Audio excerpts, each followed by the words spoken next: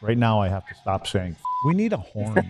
You just did. It's you saying the F word with a beat. I didn't say anything yet. No, you didn't, but you did. John, would you please? You know what? Like you keep, you're always blaming me for saying it, but you're playing it. So it's censored. It's censored. So then I shouldn't get in trouble for saying it. You're not in trouble. No one said you're in trouble. John, well, you make me feel like I am, John for God's sake. John has a horn. Luddy literally looked at me and Well, said, hopefully we all got a horn. we need a horn to let us know the show is starting. John, would you play the intro again? Right now, I have to stop saying. When you hear that means show But it's on. never that love that it loud. was He right just into the whispers it. microphone, It's too. like he wants to catch me again. John, do you sit there? What do you mean whisper it? How can I whisper? An John, do audio you drop? actually sit there as you're doing all this BS? And do you have your finger on the mute button? Because No, I can't lower the drop.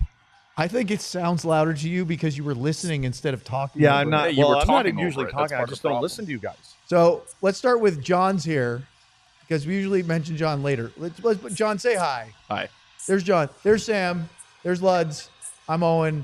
Let's start the pregame show right now here on DLLS. I got my pretzels.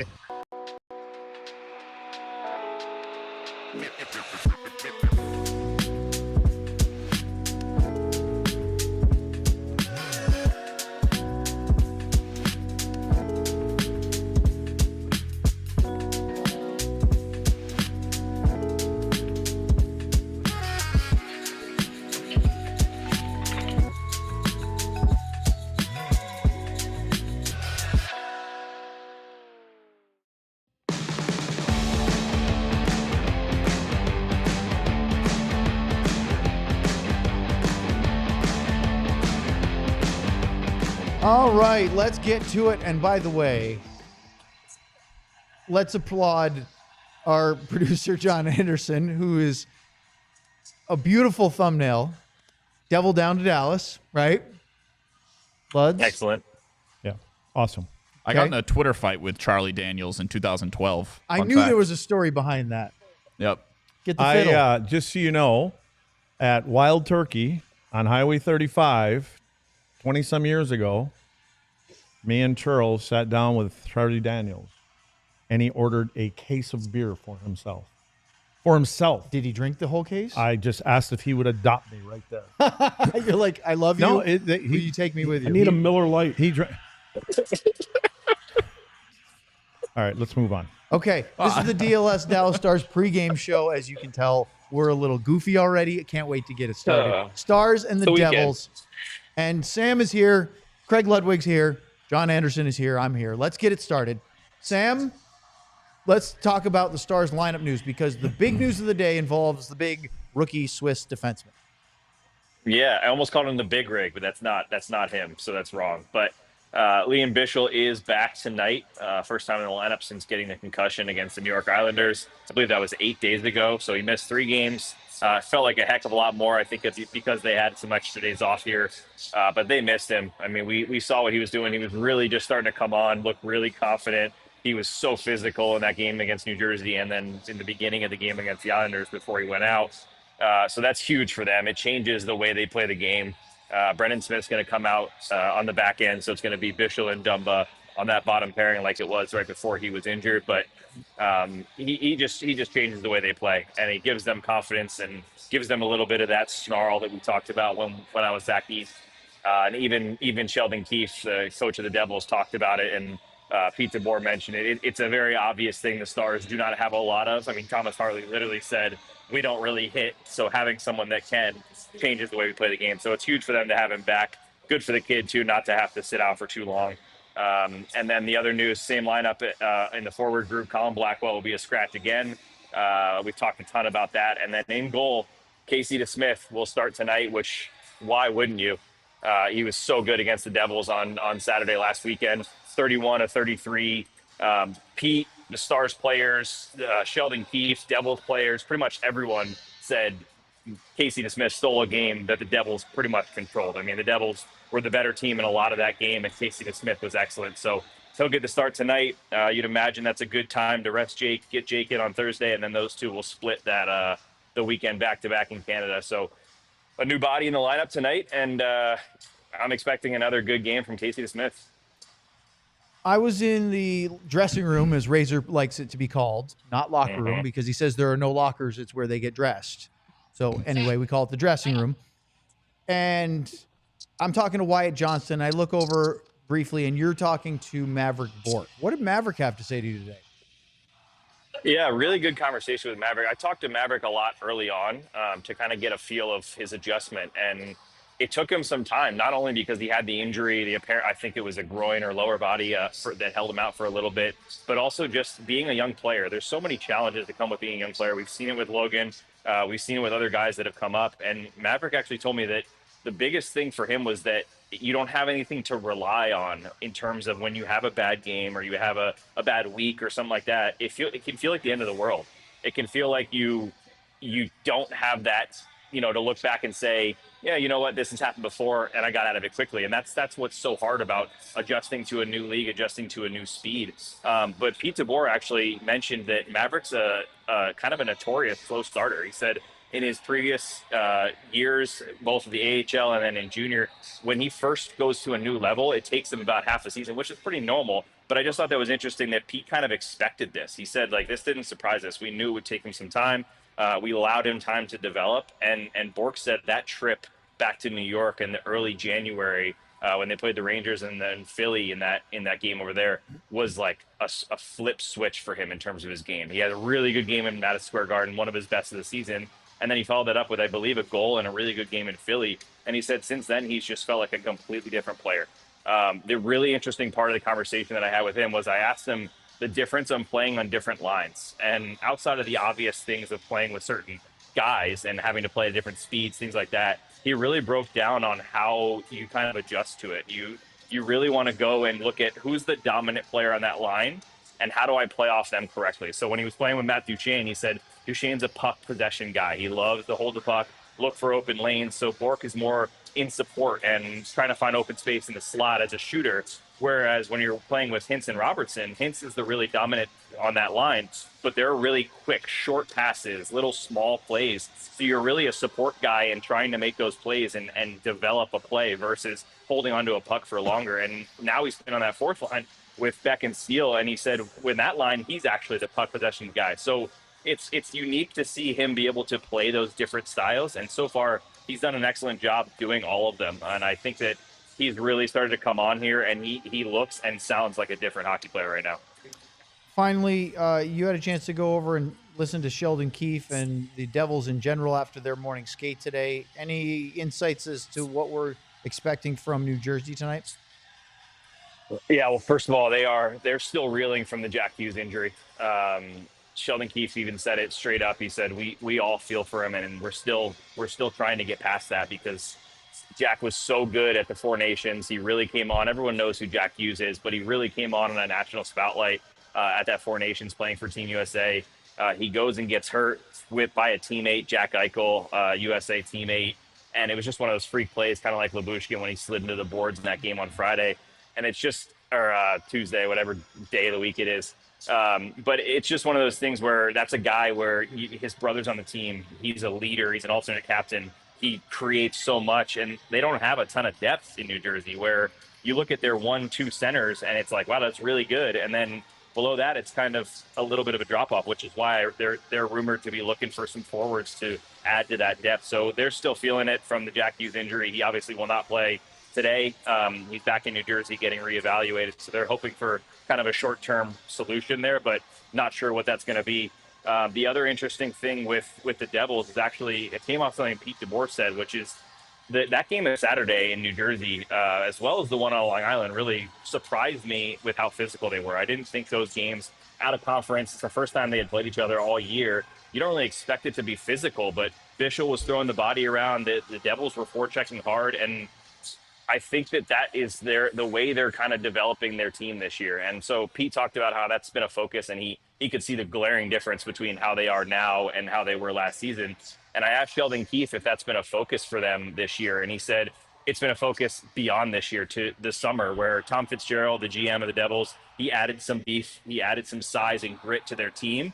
And then since then, Sheldon Keefe said they've really focused on not just playing heavier and being more physical, but being a harder to play against and competing harder, which we actually saw Owen and Robert were kind of joking about how Sheldon Keefe was giving it to the guys a little bit at morning skate. He yelled at That's them kind this of how morning. it's been this year because he wants them to compete Sheldon. in all areas, practice, morning skate, every day. And I think that is what we're seeing translate to the ice, because this has been a team notorious for, they could be a really good team, but then they get into a playoff spot or they miss the playoffs by a few points and they get beat up by a bigger, heavier physical team because they just don't compete at that level. I think that's been the difference for them this year. And I believe that's what's the difference to make them a playoff contender, as long as they can add some depth. Good stuff, Sam. Hey, before you leave, the chat, especially Burned Oils, would like you to take one step either direction, left or right, doesn't matter. They want to see that banner right there. It's the Stanley Cup banner from '99. And they say Beautiful. He always sets up his camera to block that banner. No, stay right where you are, Sam. Perfect, Sam. You This can't is make perfect. that shot any This better. This is the best I've ever looked. Yeah, it is. All right, man. Enjoy the game. I'll see you over there in a little while. See you, boys. Luds, I have a lot to ask you about. So first and foremost, let's go back to Liam Bichel. I asked Pete the question that you and I were talking about, which was, after taking that check to the head from Casey Cizikas a week ago, is he going to be the same player? Is he going to be tentative at all because of that? And here's what Pete's answer was this morning. I don't think so. I think any time you get your bell rung like that, I think there's I'm sure a little bit of trepidation coming back. It might take him a little while, but I think he, just the way he's wired, I think he gets out there and gets a couple hits and throws a little bit of contact, takes a little contact. I'm sure he'll be fine.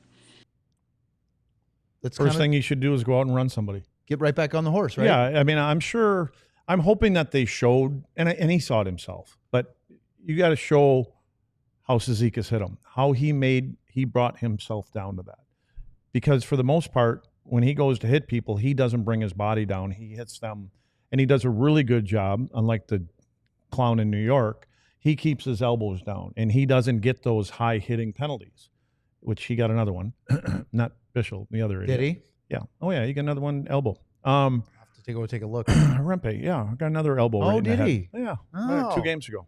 But not suspended. I don't think he got suspended. Yeah. I don't know. But you don't ever see that from Bichel. He drives through people. He puts all 240, 50 pounds, whatever it may be, into it. So the best thing that he can do is be the hunter, don't be the hunted. Go out and get your first bump. And it doesn't mean he's got to run somebody, but get your first bump in, and he'll feel confident there. But again, I think that play, when he was reaching for that puck, he brought himself down to where that can happen. And I'm sure he'll learn from that. But I would expect. And has anybody asked? Has he ever had a concussion before? Did anybody? Nobody followed up with that, so we don't know. Didn't we ask Sam to do that? No. He's He's too busy playing with his AI stuff. Yeah, we might have. I can't. I don't want to throw Sam under the bus, but it's possible. He could walk right underneath it. No, Nice. but I think the best thing for him is to just be who he is. And I think sometimes younger guys have a short memory than other guys. So Speaking of younger guys, you heard what Sam was saying, or you maybe tuned out what Sam was saying, not sure which, about Maverick Bourque. And that DeBoer knew it was going to take him some time, just like you expected to take Logan Stankoven some time to get adjusted. And as Sam is giving his report, I'm thinking about how we keep talking about confidence with players, whether it's rookies or not, how important that is and what it can do to a player's game. Playing, Sam was talking about Bourque playing with different players and having to adjust his style of who has the puck and do I have to play off this guy or am I the one that's driving the play? All of that stuff takes time in this league especially, but any league, right? You have to get used to the speed, the quickness and vision of the league, and then you have to start to feel good about being able to play at that level. yeah, and you know what? There were 4 or 5 other guys, new guys that weren't playing well, and there were some veterans that weren't playing well. So it was the accumulation of a lot of that. But I think for Maverick, unfortunately, I think it can be good and bad. And I think in Dallas it would be better. If he was in Montreal, it would have been worse. But the media, I didn't know who he was, right? And you're always talking about Maverick Bourque. Everybody's hearing about Maverick Bourque. So the expectations are higher than maybe he wanted them to be.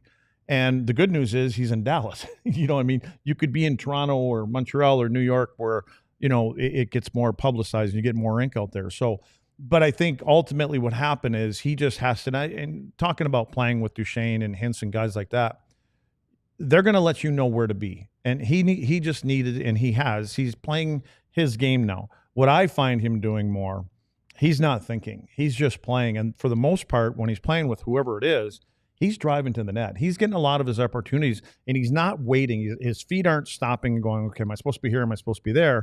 Because when you play with the hints, especially if you play with Matt Duchene, they're going to find you. They're going to tell you where you should be if you're not in the right spot.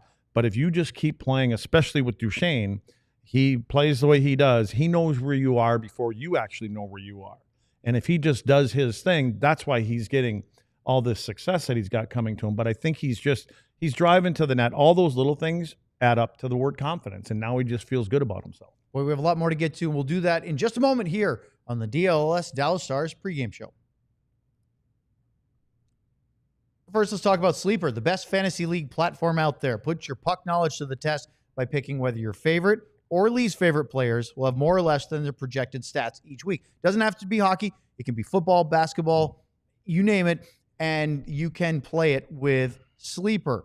Now, we're going to do a video in a minute, and we'll get to that. But with Sleeper, the more picks you combine, the more you can win, all the way up to 100 times your money. Sleeper keeps you in the loop with instant alerts for breaking news and major injuries. You can stay ahead of the game and keep track of league updates in real time, so you're always informed and ready to outsmart your friends. If you think you have what it takes, new users can download the Sleeper app and use the code DLLSSTARS to get $55 in free entries when you place a $5 contest. Apply it to any contest. It doesn't have to be your first. Terms and conditions apply. See Sleeper's terms of use for details. Currently operational in over 25 states. Check out Sleeper today. And now, rather than have me read these, I'm going to turn it over to our master Sleeper wizard himself, John Anderson. Yeah, since I was hitting all these picks anyway, we might as well let me actually say what they are Agreed. On the air. So I think we got a little sexy last time with the SL and Dell blocked shots pick, which ended up being the first incorrect pick I had made via the Sleeper app since in the, I think, 3 games that I've done it. You have a very high hit rate so far. Yeah, so we're going to go back to basics tonight, and when you get into this more or less business, the one thing you should learn is to ride the hot hand, and that, of course, right now would be Wyatt Johnston, or in the context of Sleeper picks, we will call him Byatt Johnston for now. So we're gonna take Wyatt to record over 0.5 points tonight. And to fill out the ticket, as you can see on the side there, we've got Timo Meier with Jackhughes out. He'll have to carry some scoring for the Devils tonight. He's going to record more than 0.5 points as well. Those 2 picks hit, and you will earn 3.8 times your entry. Gentlemen. Very well done, John. Although I've going out on a limb on Timo Meier on this one. I've suddenly realized that we need drop boards over here so that we could play the laugh, the rim shot, anything else. While John's doing it, he's not going to throw himself under the bus, you're saying? We need to be able to enhance. I'll always throw myself under the bus. Oh, he would definitely do it. I've done the amount of anti-Bruins propaganda I have done from the Stars Twitter account shall not be forgotten. It was in November because that was the last time they played, but I took shots at Jeremy Swayman on there, so he did. I don't want to hear it, Luds. I think you're going to lose on the Meier one. I don't know. You don't think he's going to get a point tonight? He's been awful. I mean, he's got 1 goal in his last 10 games. I mean, this whole team has been like that, though. The Devils have been like that. You know, I looked this morning, and their last dozen, you want to talk about consistency and inconsistent, their last dozen games, they win, lose, win, lose, win, lose, win, lose, win, lose. Every other night they lose, every other night they win. And Jackhughes out of the lineup, in those wins, he's had 9 points. 5 of them are goals. In the losses, he's had 3 points. No, he's had 4 points because he's got 3 goals. 2 of those just happen to be against Dallas. So they are a very inconsistent team. And when Sam mentioned Fitzy, Tommy, I think, is coming under a little fire there to do something because there hasn't been a lot doing, and they're going through this whole thing. And I would think that Sheldon Keith is probably going, uh-oh, it's 20 games from playoff time, and I'm known for not necessarily making it too far down the road in the playoffs. And I think in the early, when this thing started with Keith as the bench boss back there, he was feeling pretty good because they were rolling and everything else. Well, now as they get a little closer. And they were healthy. As they get a little closer, he's going, here we go again. So if you said he snapped this morning or yelled or whatever he did. He stopped the drill, mid-drill, and barked at both their guys on both ends. Yeah. And I couldn't help but laugh because I believe it was Robert that made the joke.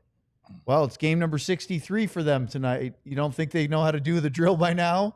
And it made us all kind of chuckle, but it also gives a little tidbit of pressure might be on a little bit, especially with Hughes out of the lineup. And you could tell, Luds, from the way that Keefe met with the media and the players talk, this is not a oh, this will be a short-term injury. They're really worried about it because obviously if you've seen the video where Hughes kind of can't show that video, No. can we? Because it was actually funny to watch Jack Eichel. Try to pick him up It reminded see if he's me okay. of two brothers, one being 2 or 3 years old, the other one being 3 or 4, and the bigger brother kind of ran over the little brother a little bit, and he tries to help him up. No, you're okay. Yeah, I know. And he wanted to help him up. He was going to pull him up with his jersey and stuff like that. Then I think Jack kind of realized, oh man, I'm on TV right now, and this doesn't look really good. No. I'm trying to pick up. So yeah, I'm sure, from Four Nations, everything. They're good friends and all that kind of stuff. But all that conversation today was, it's really affecting the team, and they're really worried about him. This doesn't sound like a 1-week injury. And if that's the way the team feels, then they're not mentally tough enough to go through the playoffs, because it happens. And if it's going to happen to one of your best players, it's unfortunate, but you can't start feeling sorry for people. You got to move down the road. I mean, this has been a really good team all year long. If they get it together, they can do some, especially if they get some goaltending. Well, we're going to talk about goaltending in just a minute. But first, the Devils were involved in a trade today, but they were sort of the facilitator of 2 other teams. It was a 3-team trade, and it started with John's Boston Bruins as they traded Trent Frederick to the New Jersey Devils for the rights to unsigned forward Petter Hauser. And he is he's a draft pick for them, but he hasn't been signed. And they retained 50% of Trent Frederick's salary. Boston did. New Jersey, as the intermediary, then turned around and traded Frederick to the intended destination, the Edmonton Oilers, in exchange for Shane LeChance, who is a young 21-year-old playing at Boston University who has ties with both the current and former New Jersey Devils, in terms of a guy who played for the Devils, his coach, Jay Pandolfo with Boston University, and maybe some family connections in the Devils organization as well. So if you're New Jersey, this is not the move you're talking about, but Edmonton loads up with a tough forward. What are your thoughts about what Edmonton did first to get Trent Frederick at basically 1/4 of his salary for the rest of the year? There's one team in the NHL as a team up to this point this year that has fewer hits than the Dallas Stars. That's the Edmonton Oilers. I was just going to say, is it the Oilers? It's the Oilers. They have the least amount of hits as a team in the NHL. So when you get Frederick, that's what you're getting. You're getting a 6'3". I think both guys they picked up, they picked up some size. They're both 6'3", 215 and 220 or whatever. But the thing about Fredericks is he can put the puck in the net. He's got better hands than you would think. But they're adding some size, and this is a playoff move. This is to grab that kind of attention that they don't have from other opponents, knowing that, okay, now we've got a big physical guy, and he can play in your middle six probably on the third line. It'll be interesting who Edmonton would take out to put him in, but there's a reason that they went and added something like that at this time of the year. And as the resident Bruins fan in attendance, John, are you happy that they're starting the sell-off? Yeah, but the question is it only going to be the guys on expiring deals that they do it, or are they actually going to sack up and get rid of Charlie Coyle and Brendan Carlo like they probably should? And I would bet with that front office, they're probably not, because they still want to make the playoffs again next year, because then Jacobs they get their playoff revenue, and then Sweeney and Neely's jobs are safe, and that's all they've ever really cared about. But I don't think they're going to have the balls to do what they actually should do. Hey, John, besides Coyle, who did you say? Who was the other one you said? Brendan Carlo. Luds, you want to share again? You and I were talking about the other day. If he is actually available, your thoughts on Brendan Carlo? Yep. Yeah. I mean, would he go to the top of your list for the Stars? No. Well, I wouldn't say top of the list. Would you want Brendan Carlo over Jacob Trouba? Yes. That's a pretty big statement. Yeah. I think I would.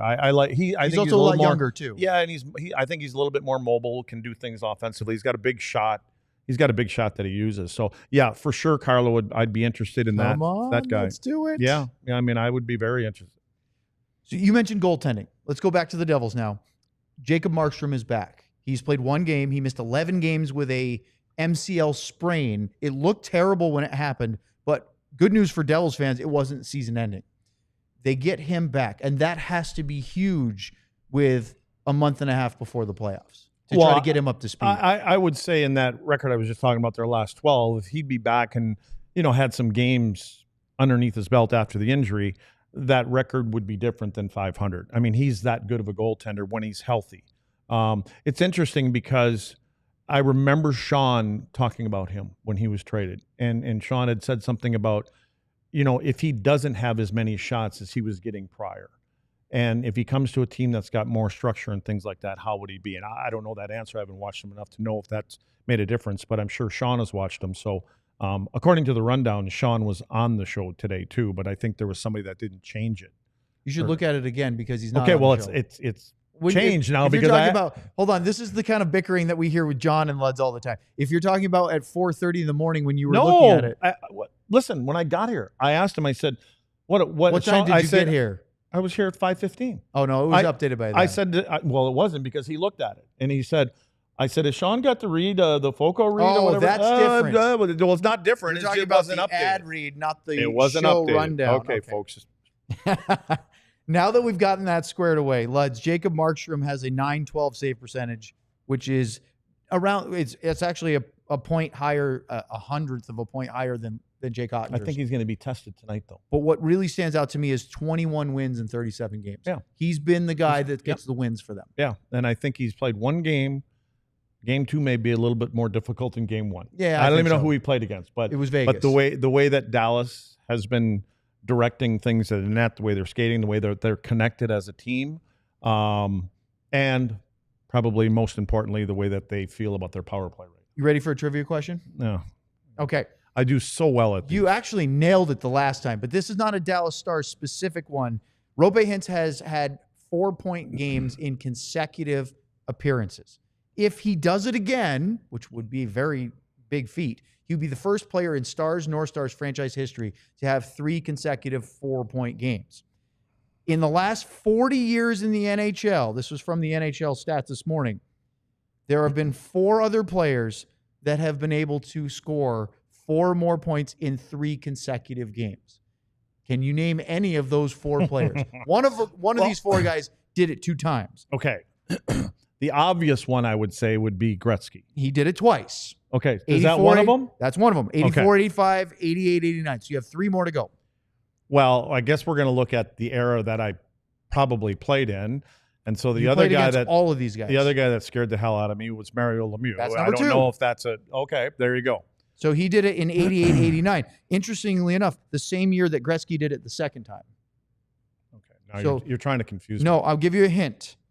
2 more guys did it after Gretzky and Lemieux. So we're talking about after 88. I don't know when they did I it, know. so that doesn't help. You played against both of these guys. I'm going to have to go. You played with one of them. I played with one of them? You played with one of them. Holly? Holly had Brett 70s. Hull. Didn't Holly have like 76? 1990, 91. How many Brett goals Hull. did Holly have? Didn't he have like 76 Yeah, one year? but 77, something like that? This year. Well, that would make sense. I mean, he did 76 it goals. 4+ points in 3 straight games in 90, 91. Okay. So one more Can we guy. stop? Oh, boy. You got the first 3. Everyone's okay. I you're would playing go with house money now. Okay. I will go for another Oiler because they were rolling. Okay, you're shaking your head, so I'm not going to go for another Oiler. I was going to say Coffee or Mess, but nope. Can you give me a year? No. I can give you a year. Okay. The year was 92, 93. When did Detroit win their back-to-back cups? Didn't they win 92, 93, 93, 94? Something like that. And if that was I thought them, it was 97, 98. Am I wrong? I don't know. But I don't know. But anyway, keep going. You're onto something. Well, there you go. You gave that away, I think. Well, we don't have an hour-long there? show. No, it's too early for Datsuk. Iserman, the captain. There you go. It's Stevie Y.